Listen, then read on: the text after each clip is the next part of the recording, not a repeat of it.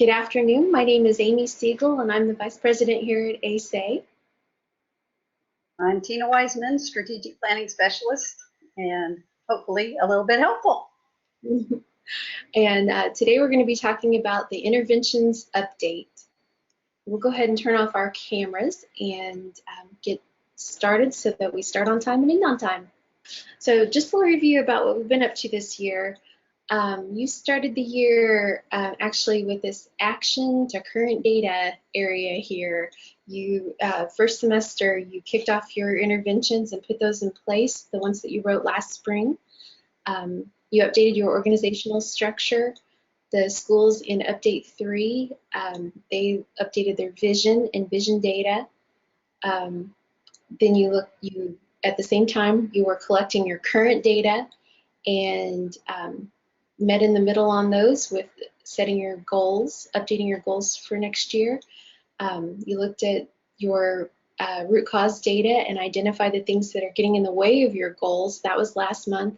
And this month, you're ready for updating your interventions. And as you can see, each step builds on the step before, and that's why it's important to make sure you're progressing through those in order and staying on top of it. We want you to have plenty of time to write a good, solid plan, to be thoughtful, and to bring in all the people who are important to your good planning process. So that's just a little process review. And I just see this, that we are actually in March, but you know where you're at, so that's good. We're in interventions update. Sorry, Amy, I didn't see that till just now. Our agenda for today is we're going to talk about the pre-discussion tasks and then the student body discussion, which, by the way, oh my, it's amazing how good these are getting. So keep up the good work with student body discussions. The council discussions, and then the post-discussion tasks, and then we'll give you a reminder. So in the pre-discussion tasks, you will see that don't start discussions until the root causes have met criteria. And I believe we even have you blocked out on that, just maybe. And the reason being that this is where schools really mess up, is they look at data and they throw something at it. And we have always been very adamant about the fact that you have to find out the why. Why is the data not moving? So make sure that you've got those really nice root causes that you feel good about. They've met criteria. And so then what should be in place now as a result of that is you have very specific SMART goals, and you have some really high leverage root causes that are the why of those SMART goals, that data that's not pleasing to you. And then always remember that the strength of your school improvement plan is dependent upon the very careful focus of those SMART goals and the root causes. And we always say this, and as long as I can remember being here, we've said this: generality is your enemy. Get out the laser and really use it. And then definitely avoid lumping, because that's just going to end up as a mess. So you don't want to lump things together. You want to be precise, and it may look like you're doing too many steps along the way, and maybe you are, but that's a good way to find it. It's a lot worse to lump everything together, look like it's less work, and then when you start divvying it up, find out just how much you have put upon yourselves. So follow those 3 reminders, and you should be in pretty good shape. Okay, so the student body discussion this month, this is for our student body point person on the steering team. A big reminder, the student body discussion summary must meet criteria before the council discussion can open. And that is because we link the council discussion to the student body discussion summary so that the council can see the suggestions your students had for interventions. So very important, get that student body discussion going right away so that you can stay on time with this month. So you'll have your student body discussion, and that'll, we have the prompt in the manual, and it's also linked on your process page. So you're going to list the root causes, or at least the root causes that make sense to present to students. And we definitely leave that to your discretion, because we know at different grade levels, some things will make more sense than others. So list the root causes that you all feel would be appropriate to list for students. And then for each root cause, you're asking the students, what could our school do to address this situation? And of course, we know that you all are very creative in engaging your entire student body. We know that some of that's going through Google Documents. This actually might be a great place to use the forms function in Google Documents, and you could compile your data from your students that way. You know, again, we know that you all are getting to be real experts at this. If you have some ideas about how to do it, if you want to run those past Tina, or get some input, if you're looking for ideas, you might give Tina a holler, because she's the person who reads all those minutes and gets to see all the different things that the schools are doing. So always important, make sure that you're pulling in all of those students so that you get many perspectives. When you cherry pick the students, sometimes you just get the teacher pleasers, I hate to say it, but sometimes the other students will give you some real insight, and those are the students you're trying to reach. Okay. So in the council discussion, of course, this is a council discussion, one person. You're going to decide with input from the steering team whether or not, just as usual, are you going to have an in-person meeting or only an online discussion?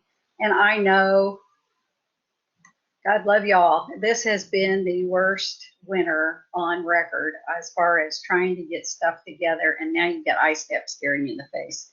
So it's we've been feeling it with you, and so you do whatever works for you, because everybody's got their own weather nightmare going on in schedules, and now we're going to have spring break, and we're going to have all kinds of good things. Do what works for you. The one thing that we would suggest is, and I'm going to pop right down to number 5 and skip that, is number 4 and 5.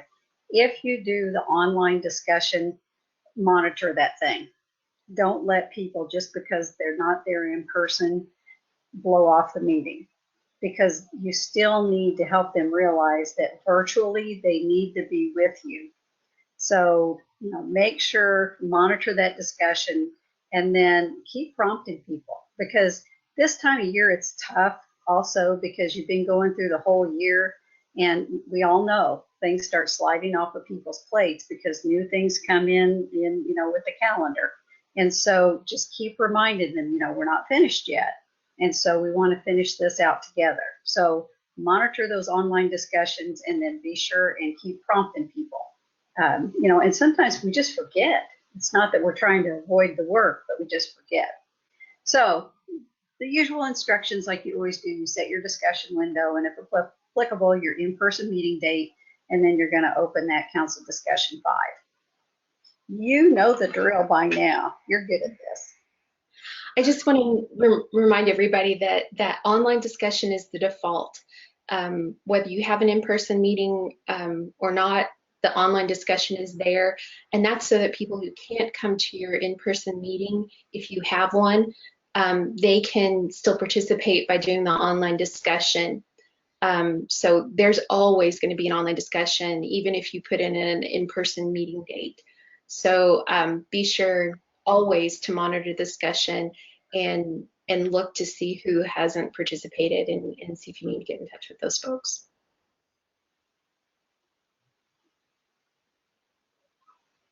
Okay, speaking of, let's switch over to the council, and this will be the video that we have in the online discussion, and these are also the slides that you can use for your in-person meeting if you choose to do that.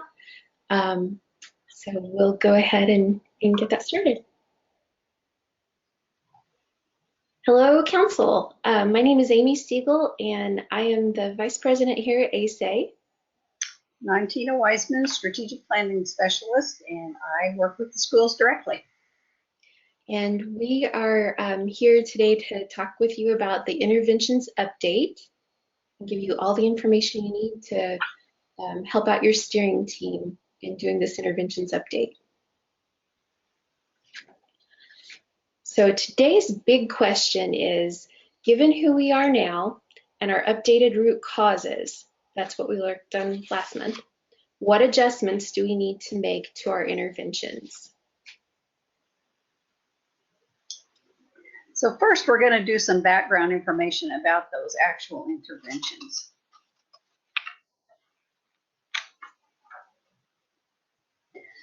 We'll start out with the definition and just what are they? Interventions address the root causes. So you'll remember in the last meeting, you came up with root causes, and remember that the root causes are the things that we identify as getting in the way of student achievement. So when you look at the student achievement, you were figuring out root causes as to why that data wasn't moving.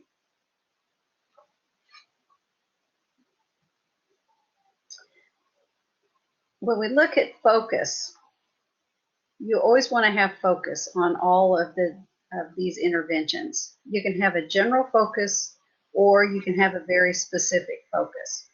And so with the general focus, you're going to impact a very broad root cause.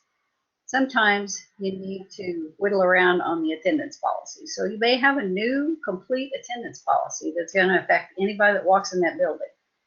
You may have, for all teachers and staff, a workshop on student engagement, because maybe that's decided that they're just not engaged.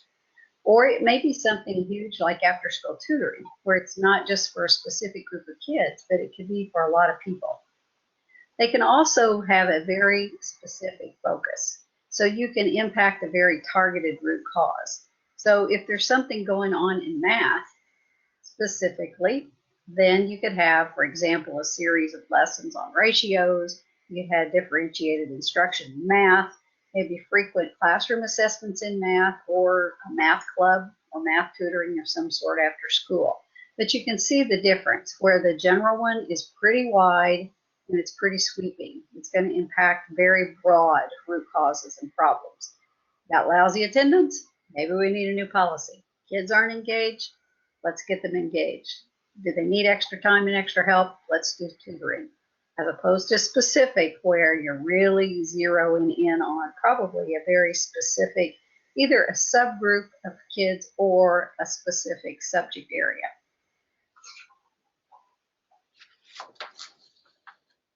So we also find that our interventions have an impact. They can be high impact inside, and that would be something like alignment of math curriculum with standards. The series of lessons on ratios, another example of high impact inside, or differentiated instruction. So high impact means they're going to be a really high leverage strategy, but they're also going to be happening inside the school, inside the classroom. So high impact outside would be something that's also likely to have very high impact on achievement, but it will be outside of the classroom. So the example of that is the math club. That's math tutoring after school. So that's definitely happening outside of the classroom. And then we have things that are low impact. And those are things that are, might help people feel good, might help attitudes, they're usually those feel good interventions, but they don't necessarily hit achievement very specifically. So low impact might be something like making sure all kids have book bags, and maybe we do something really positive with our book bags. They're going to make kids feel good. For the kids who didn't have access to a book bag, that could probably be really helpful and might make a bit of a difference for them. But it's not something that's hitting inside the classroom or hitting one of those high leverage areas for achievement. Another might be a community mentor program. That can be a helpful thing. It can definitely support achievement, but if that was your only intervention, it probably wouldn't move your data very much.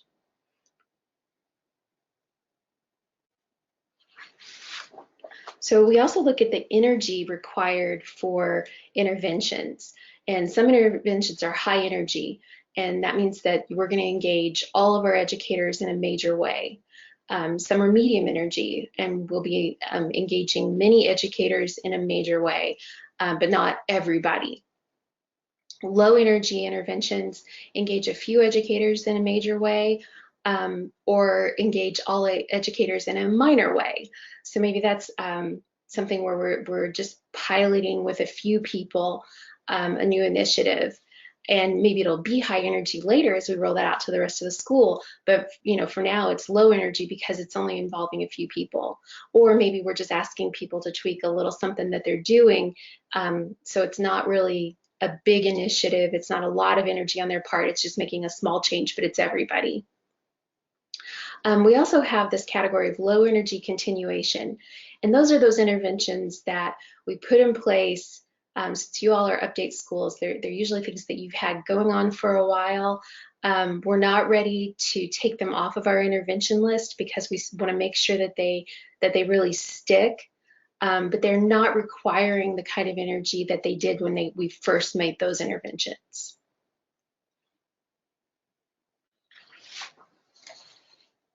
So those of you sitting in the council meeting right now or watching this might be asking yourself, why do I need to be involved in this discussion?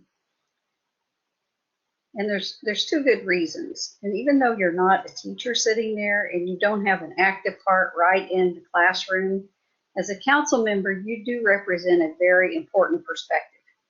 You may understand a situation or see things in a way that others don't. And that happens so often because it's that perspective and it's looking at things from a different point of view. And that's why we value our people from all the different areas that come into the council meetings. And next year, you may be involved in implementing interventions next year, because sometimes people are more likely to support the interventions that they've had a say in selecting. And especially if it's something community-based or parental, something with parents or whatever. If you're there from the get-go and you're in on the ground level with this, you're going to understand completely what's going on, where it's coming from, and you're going to be extremely helpful, not only in just understanding it for yourself, but helping others to understand it as well.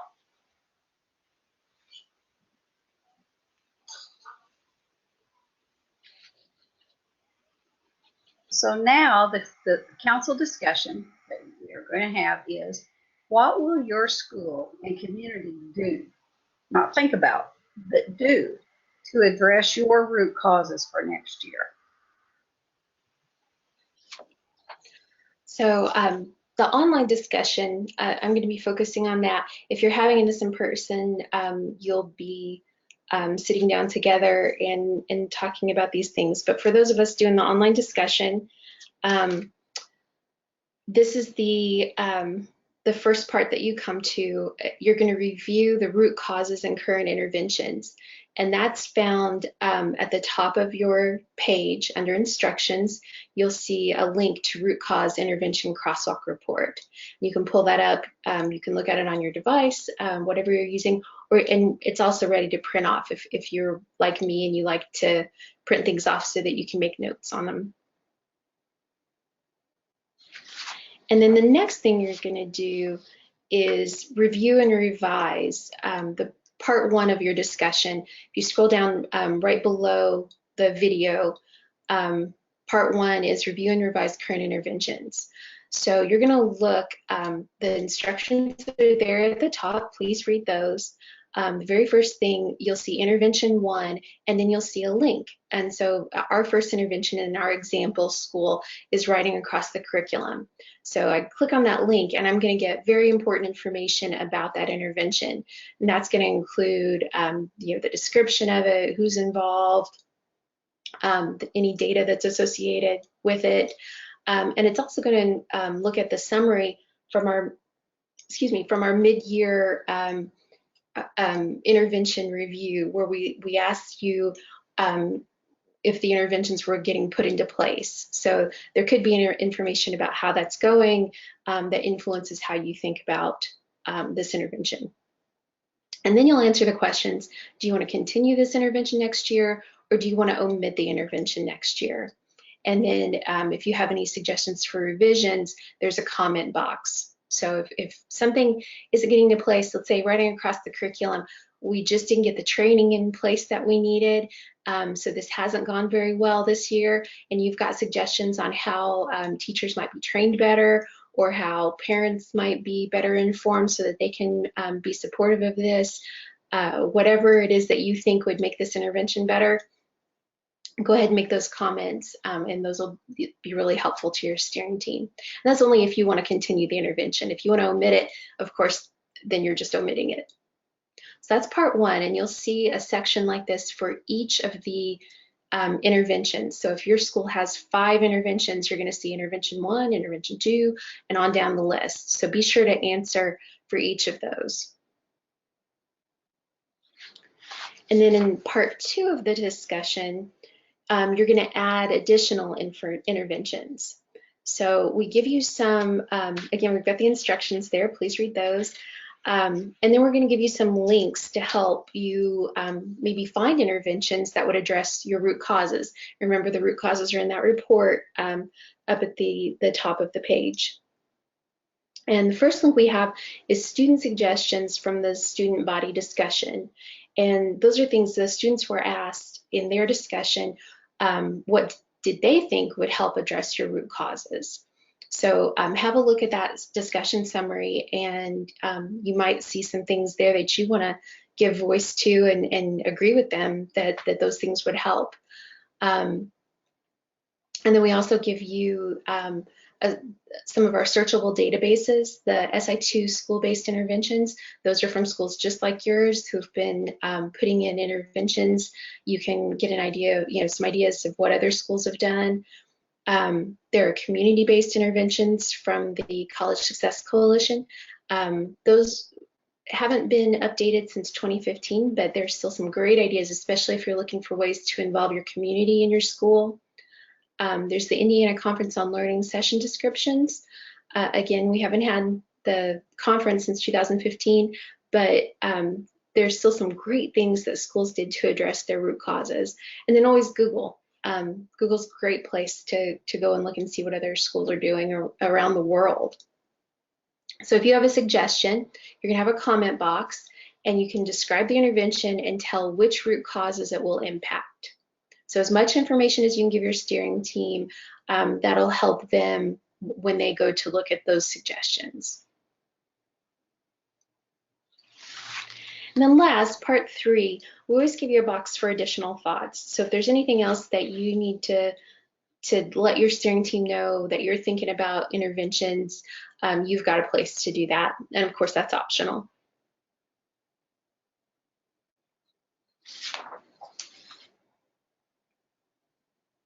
So after all that work and after all that thought and discussion, then what happens? And this is what's going to happen next. Your steering team is going to consider the council and the student body discussions. Remember, they're all put together this time. Then they're going to create a preliminary list of interventions based on that input. There are several crosswalk tools that we have in the online system that will help assess the strength of the interventions and determine also if all state and federal requirements have been met. And so then from that, they can add or tweak the interventions as needed. Then they're going to send that list to the council members, including all educators in the school, and they're going to ask you for consensus. And then once that's done, they're going to finalize the interventions that will be implemented in the coming year. So not the time to be shy. If you see something that you're just unsure about or whatever, that's the time to bring it up and have that conversation, because we're all in this together and we want to make sure that we have some pretty smooth sailing in the year to come.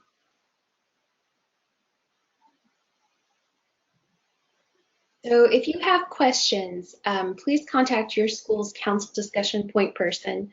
If you're on the online discussion page, you'll see that name and their contact information right above the video where you're watching the video.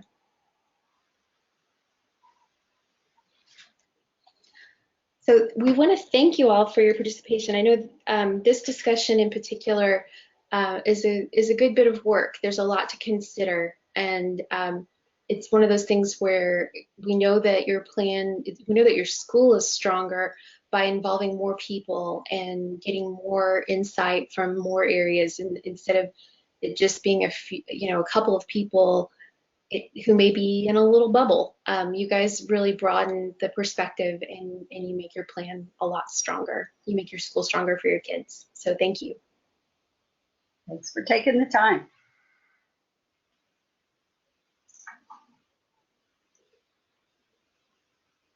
Okay, so that was our council presentation. And if you're doing an in-person meeting, of course, you can always, modify that as needed, but that'll be the discussion that we have on the online system.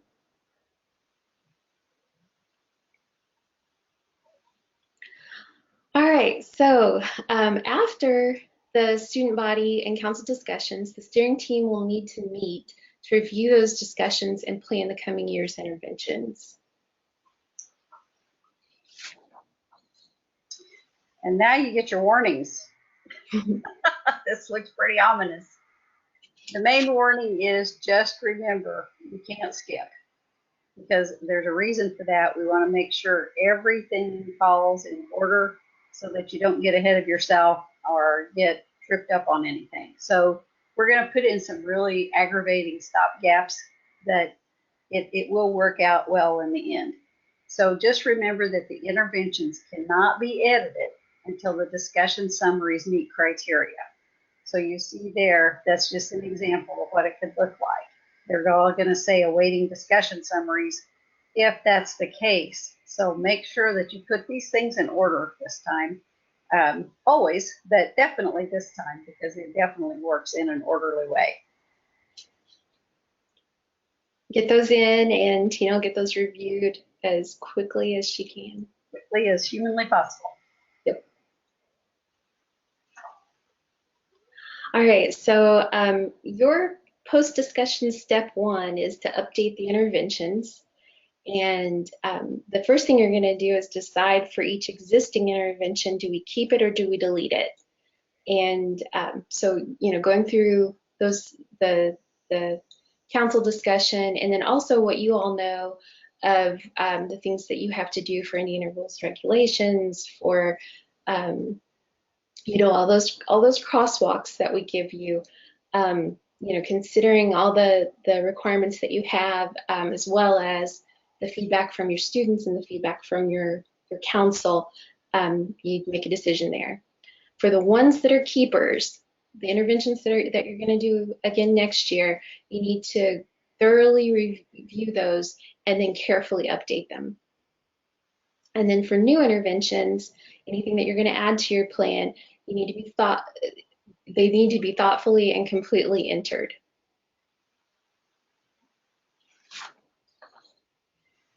Some reminders about getting in those interventions. Starting right now, you are setting up your interventions for success. And we know that strong interventions focus on specific root causes. They tend to be high impact inside. Those are those things that happen in the classroom, and they are designed to cause real change.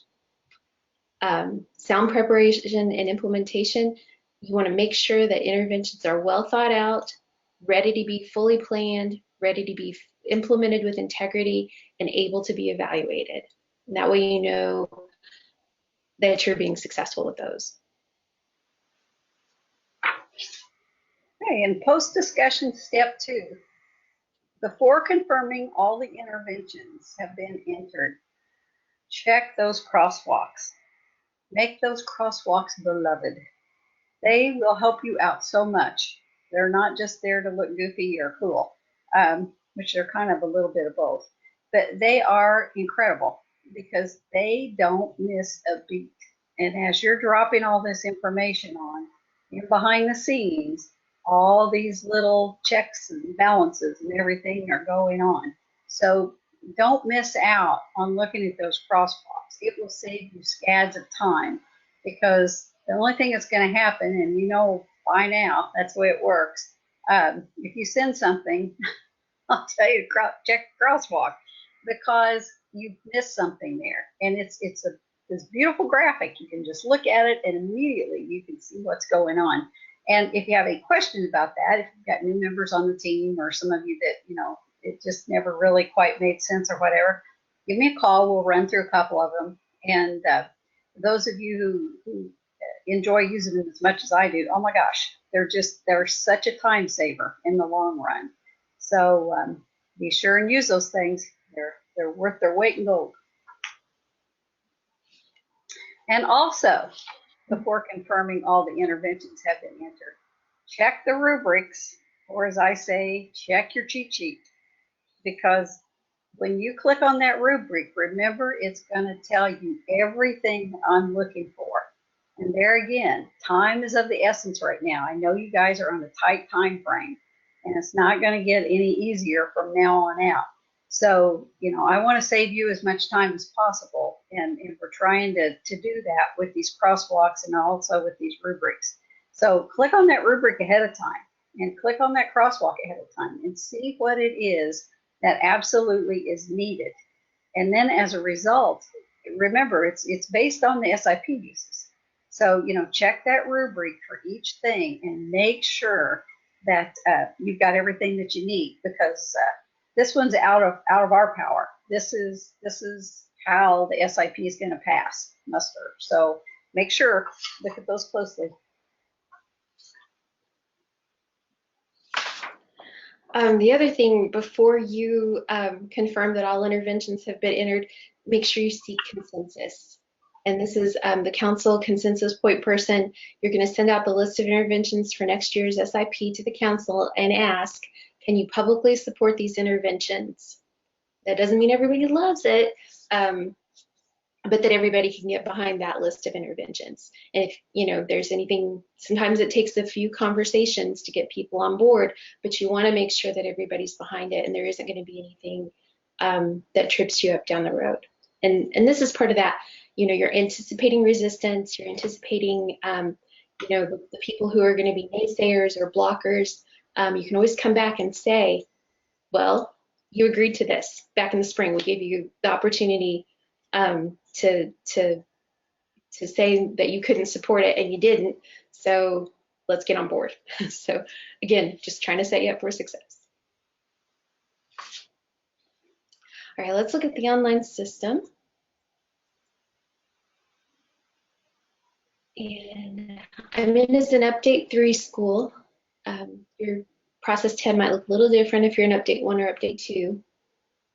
And we're all the way down here in section 8. You'll see that for this school, I've already got my student body discussion summary in. So we'll say that we've already done everything to step 4. I'm going to go through, you guys I know how to do this by now, but we're going to open our council discussion. We're going to do an online discussion only, and we're going to close discussion, let's say on the 28th, and then send the invitation. Again, you're not going to be able to do this until your student body discussion meets criteria, because that's going to be linked in the discussion. And reminder that this page, if you come back to the open online discussion page, you're going to be able to resend any invitations. So if Steve Apple says he didn't get his discussion invitation, you just come in here, click this again. It says, do you want to send this again? Yep. And it does it. Okay. Go back to the process.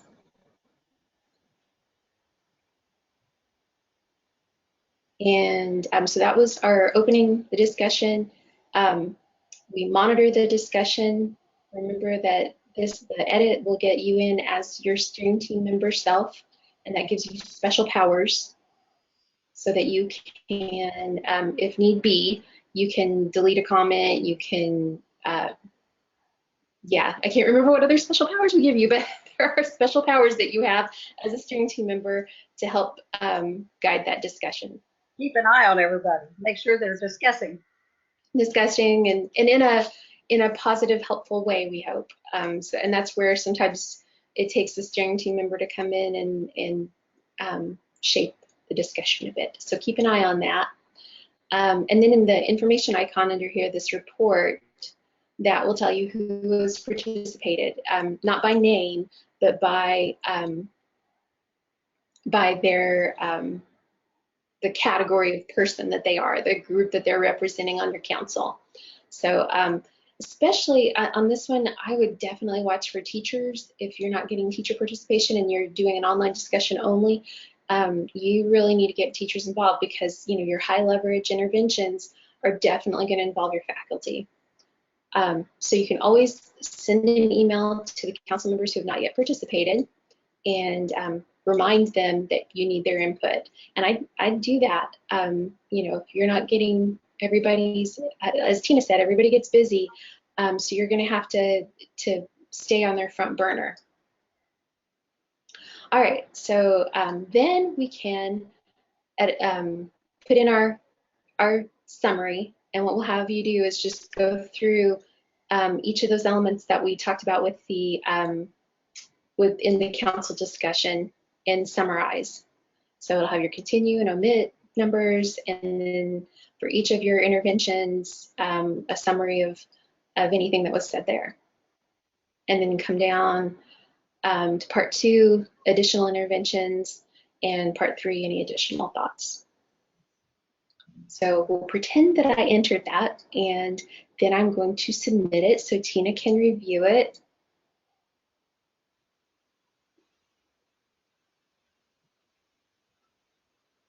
And I'll go back to my process page. And Tina, can you let me know when that's reviewed? Will do. Okay.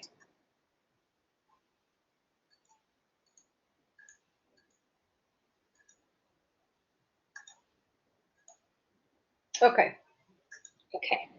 So if I refresh, I've met criteria. So when I've met criteria on this first section of section 8, that's really our discussion section, and then we come down to post-discussion tasks. So I've got to have my 2 meets criteria before I can really get going on the post-discussion tasks. The first one, of course, is my interventions. So the editing of those, it works just like it always has. We give you everything that you had about this intervention last year. We need you to go through, and little trick, if you have a long description, you can make that box bigger, and that way it's a little easier to edit.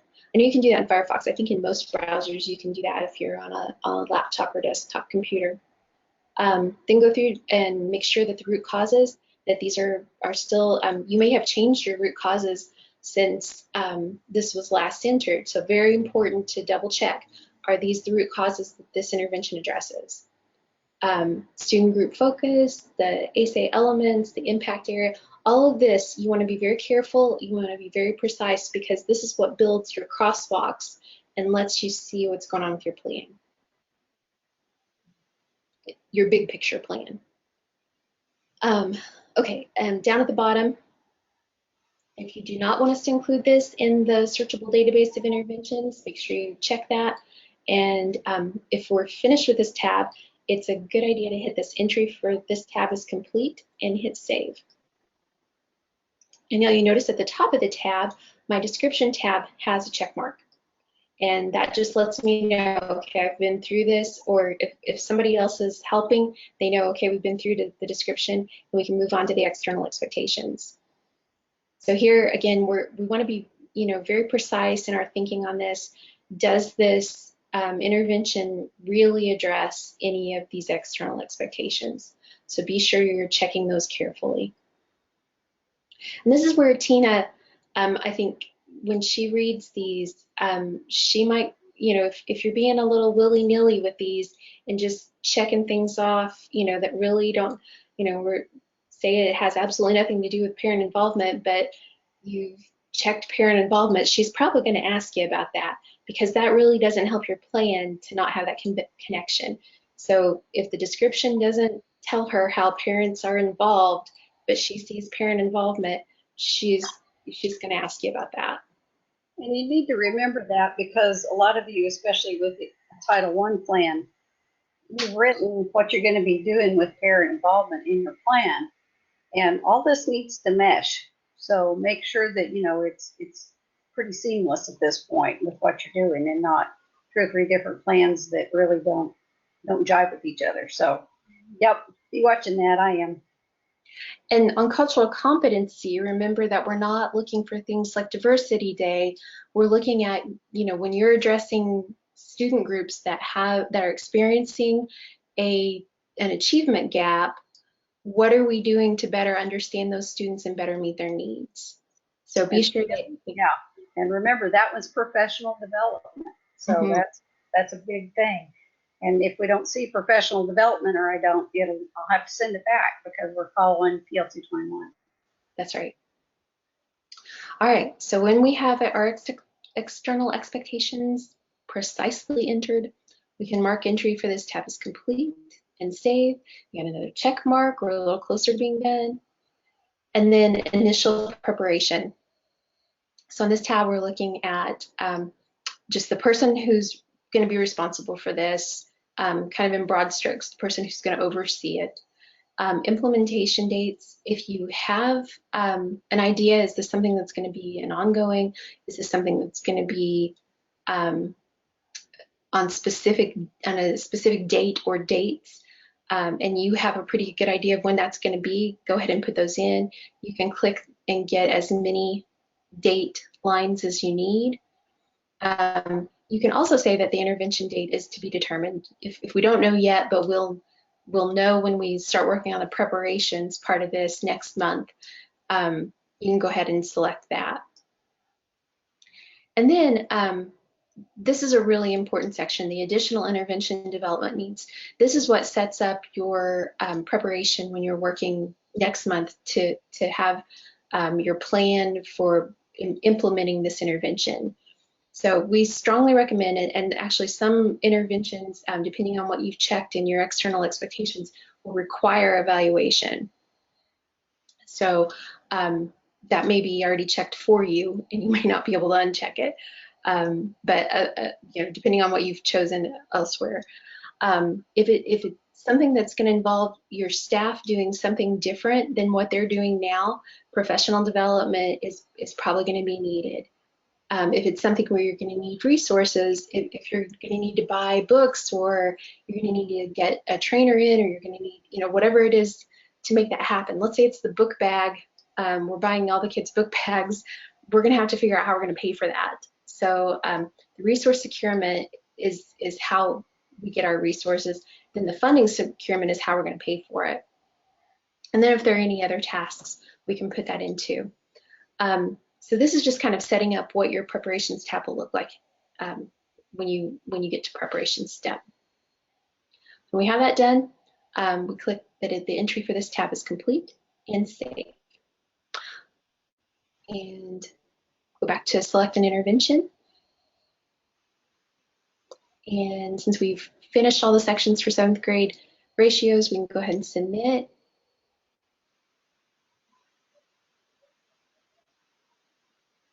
Tina, I'm going to go ahead and submit all of my interventions. If you could go ahead and just mark those meets criteria, so that we can look at the next step. Yeah, if you guys do what I'm doing, you're going to get in big trouble. But this is just to show you, we're just going through these. I can't get to the next thing we need to do until Tina has approved all of these, and I want to be able to show you. See, Amy even stopped gaps herself, so none of us are beyond it. While Tina's reviewing those, I want to mention that down here we have the intervention rubric preview. So this is the rubric that Tina will use to evaluate each of your interventions, and that is somewhat based on your SIP uses. And so just go through there and know what she's looking for ahead of time. We'll save so much time. Right. Yeah, for We, sure. we don't like to sit around and guess. We know you don't want to either. So Exactly. we'll cut right to the chase. And then if you have any questions, feel free to call or email or whatever. We'll get it lined out. All right. We don't On your process. aspirins. So, okay. Back on the process page, I want to point out that at the time that I opened my process page, 5 of my interventions met criteria and 1 was still submitted.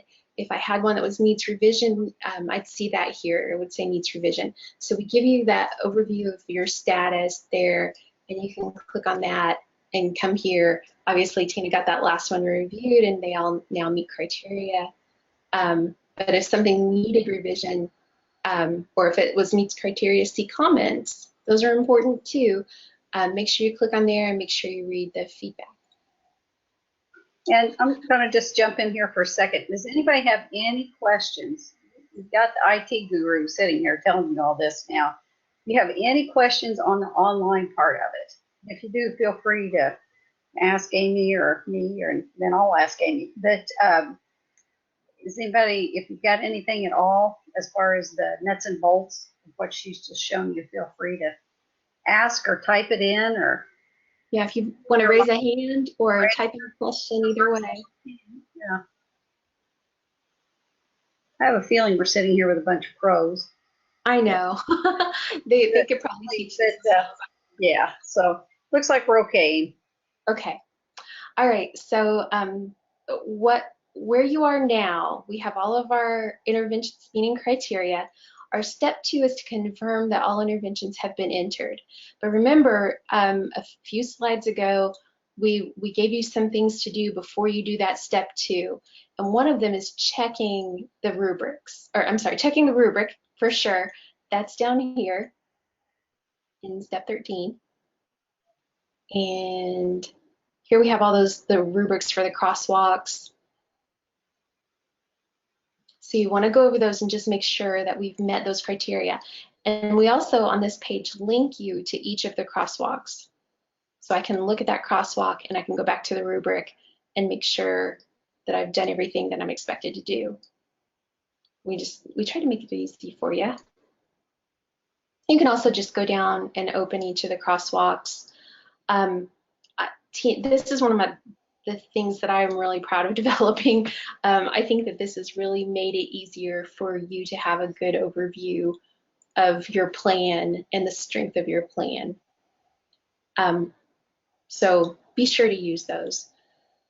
I cannot submit them yet because I haven't hit my step 2 button yet, but I can look at them. Pardon?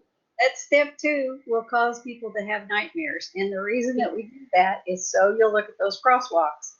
Make sure you do that and then hit that confirm button, because you don't see a submit button on there and that throws everybody. But just make sure you click confirm once you're ready to roll. Yeah, and remember it's look at your crosswalks, look at your rubrics, and seek consensus. You want to do all of that before you hit the confirm in step 2.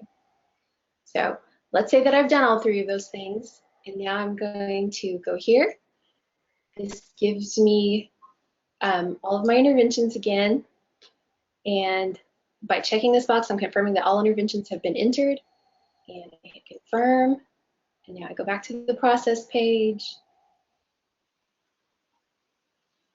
I scroll down, down, down, down, down. Oops, and here we are, post-discussion tasks. Now I can submit each of my crosswalks. So I might want to go over those one more time because it never hurts to go over those one more time before submitting. And but then I can submit all of my crosswalks. And down here, number 10 is finalized interventions, and that is just that very final yes, we're done with our interventions. After that, we have for number 11 the intervention signature sheet.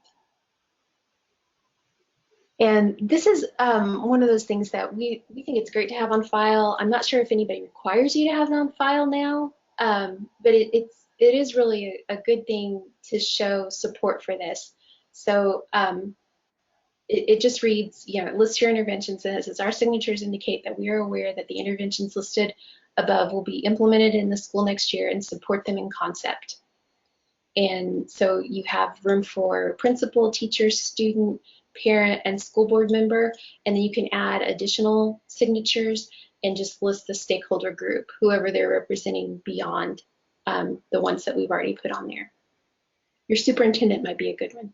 So this is just a good thing to have on file. Again, it shows support for your plan.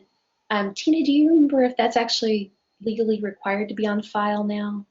I'm not sure of that myself. I wouldn't be sure enough to qualify and answer. Things have changed so much. Right. Locally, I would just check the central office. If administration's not sure, check the central office. Yeah, that's a good idea. But it's worth taking the time to do it. Again, it shows support for the plan. It gives everybody a chance to feel like, yes, I have had a voice in this. And then number 12, you can print the intervention calendar, and that's if you put in any dates, you'll have those here. And so it could be that you need to update some dates. I've got some 2015 dates here. So it's just a preliminary calendar so that you can start getting an idea of when things are going to happen. And then last but not least, of course, the rubric. You can always look at the rubric and get an idea of what we're looking for.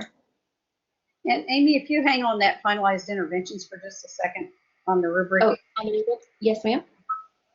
As you could see, there again, especially with the elementary schools, I know a lot of you have put in that reading plan.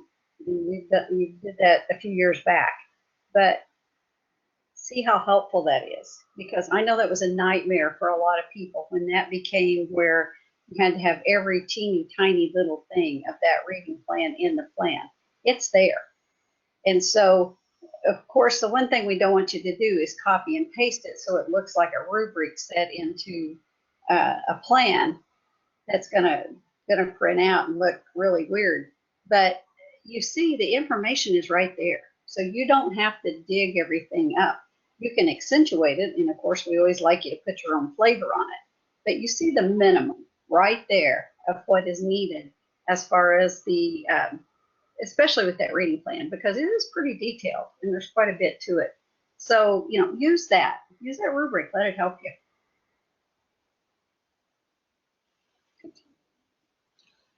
Okay, that's it for the online system. Does anybody have any questions? I don't see any. Okay. Go back to our presentation.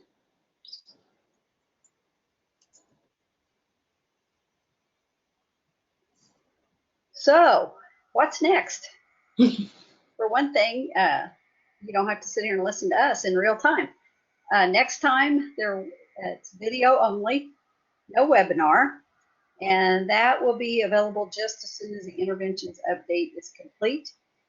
And at that point in time, remember, that's when you want your rubber hits the road stuff. So this is something that you can, as you're building that intervention, you can kind of be looking at this ahead of time. I kind of live and breathe the plan. So I kind of like to see these things ahead of time. This would be kind of my rubric. So I would want to know, as I'm building this intervention, how am I going to evaluate it? Make sure it's working. What kind of professional development am I going to need to put in? And that resource securement and that funding securement, hoping you got money to do it's not going to cut it. And you know that as well as I do. So make sure that you start, putting those things in so that it can be very realistic from the get-go and not fail just because one of these things has been overlooked. So, these are about as practical as they get, but that's the way it should be, because you don't have time to sit there and fiddle around with something that's not practical. So make it as practical as you can and useful as you can, because next year when you hit the ground running, there it is. And you can also plan a lot better over the summer. Absolutely. So we'll have a whole webinar, a whole video for you about those preparations.